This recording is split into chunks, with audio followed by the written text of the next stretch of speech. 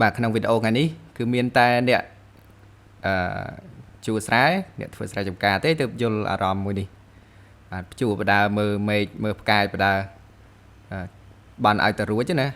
កុំឲ្យភ្លៀងតន់ភ្លៀងអីចឹងទៅហើយវីដេអូថ្ងៃនេះខ្ញុំនឹងបង្ហាញអំពីសកម្មភាពមួយចំនួនខ្ញុំទៅជួស្រែនៅ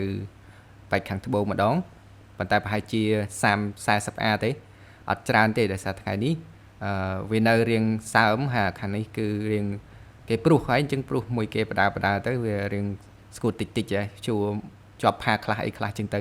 ហើយអង្គុយក្រោមលប់ឈើដល់ត្រជាក់បាទមានដើមឈើមានអីតាមភ្លឺស្រែត្រជាក់ណាបងប្អូនហើយបទពិសោធន៍មួយទៀតគឺខ្ញុំយក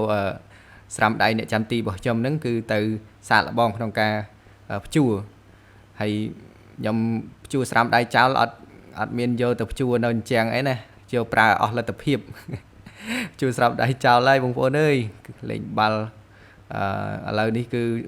កាន់តែរយាលមែនតើហើយកាន់តែឈប់មែនតើហើយព្រោះបើមើលទៅឥឡូវមួយសប្តាហ៍បានលេងម្ដងផងហ្នឹងហើយថ្ងៃនេះបានពុះបងប្អូនអើយពុះចេញពីដីយើងភ្ជួរហ្នឹងណាយើងភ្ជួរទៅវារត់ចេញមកវាទៅបើទោះបីជាពុះខ្លះវាមិនមានពឹសមានអីប៉ុន្តែវាបង្កគ្រោះថ្នាក់ដែរ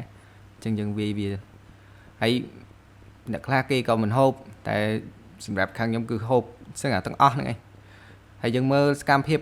វីដេអូរបស់យើងចាំពីដើមទៅវិញបាទអញ្ចឹងគិតថាដំបូងឡើយហ្នឹងគឺយើងគិតថាមិនទាន់នឹងចង់ព្រុសទេដោយសារតែគិតថាដីវាមិនទាន់នឹងស្ងួតល្អប៉ុន្តែដល់ពេលមកមើលដីទៅឃើញវារៀងស្ងួតដែរណាមួយនៅគៀនហ្នឹងបងគាត់ព្រុសគាត់អីដែរយើងអត់មានផ្លូវចូលទៅស្រែអញ្ចឹងណាអញ្ចឹងទៅក៏សម្រាប់ចិត្តព្រុសដែរទៅហើយព្យួរបងប្អូនមើលមេឃកាប់ទៅយើងព្យួរនេះវាមិនសូវភ័យហ្មងទេវាតិចដែរបើគាត់ថាឲ្យតែល្ងាចឡើងវារោតែភ្លៀងអញ្ចឹងណា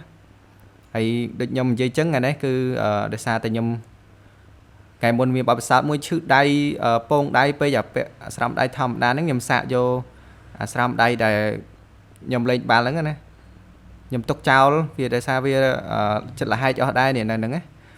នៅកន្លែងដៃហ្នឹងវាចិត្តលហែកវាស្ដើងហើយនោះចឹងទៅក៏សាកយកមកចាប់ហើយខ្ញុំដកឆ្អឹងដកអីចេញក្នុងការយកមកនេះអត់បានដោះស្រាំដៃចេញទៀតដាក់ទាំងពីរជាន់ចឹងហ្មងចូលទៅក្បោយគំនងហ្នឹងគឺថាសាកលបងអីចង់ដឹងថាវាពងដៃពងអីអត់ចឹងណាប៉ុន្តែខ្ញុំមើលទៅវាទៅតាមប្រភេទដីដែរទេបើដីវារឹងអាហ្នឹងពងដៃពងអីចឹងឯងប៉ុន្តែបើយើងភ្ជួររាល់ថ្ងៃរកអីចឹងមិនបាច់ចាំទៅពាក់ស្រាំដៃពាក់អីក៏វាមិនអីដែរថាដៃយើងវាណែនស្រាប់ហើយណាដូចបងគាត់ជួគាត់មានដាក់អីខុសតែខ្ញុំតែដោយសារតែយើងបាទដែរបើយើងយូរមកធ្វើម្ដងអញ្ចឹងយើងអត់សូវដែរអញ្ចឹងទៅចូលមកយើងមិនពាក់យើងមិនអីត្រឹមត្រូវដល់ពងដៃគ្មានធ្វើការកើតទេអាពងដៃហ្នឹងបែកផងខ្សាផងមិនធ្វើអីកើតទេអញ្ចឹងពាក់រួចរាល់ក៏ចាប់ដើមសាកលបងក្នុងការជួហ្មងទៅហើយសម្រាប់លទ្ធផលវិញគឺឃើញថាវាក៏ពិតតែវាស្រួលប៉ុន្តែគាត់ថាចុងដៃរបស់ជើងហ្នឹងវាពិបាកចាប់ច្បាប់បន្តិចច្បាប់ចាប់ច្បាប់ដូចថាវារៀងធំដៃកន្លែងហ្នឹងវារៀងធំវារៀងវែងអញ្ចឹងទៅពិបាកចាប់ច្បាប់ក្នុងការបត់ពិបាកអីចឹងណាហើយបើសិនជានិយាយថាស្រួលឬមិនស្រួលវាស្រួលនឹងឯងដោយសារតែវាមានពូកមានអីទៅវាអត់ប៉ះដល់សាច់យើងប្រហែលណាចឹងចាប់ភ្ជួរធម្មតាចឹងទៅ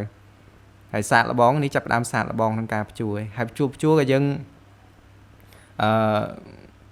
សាកលបងហើយក៏យើងបានកន្លែងហ្នឹងគឺបានពុះសាភ្ជួររួចពុះវាចេញមកខ្ញុំបានឃើញដែរប៉ាគាត់ឃើញប៉ាគាត់វីតែម្ដងទៅ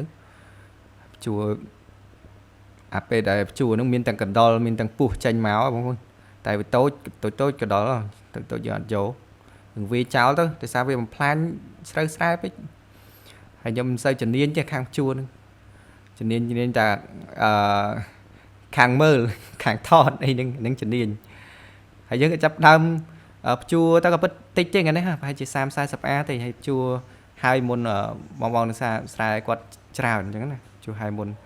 ស្រែគាត់ច្រើនគាត់នៅការភ្ជួរបន្តទៀតតែគ្នាគាត់ច្រើនបងគ្នាគាត់ច្រើនគាត់អាចព្រុសអាចអីបដាមួយក្រុមអញ្ចឹងទៅសុបាយតែ3ខាងអូខេបងប្អូនមិញហ្នឹងស xa rồi nè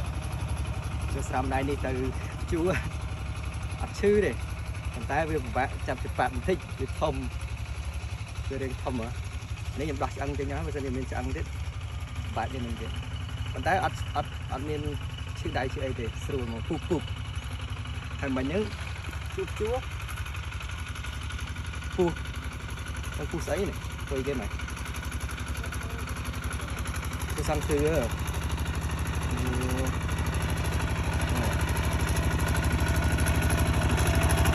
cái gì chào tí các bạn nghe là video rồi bye bye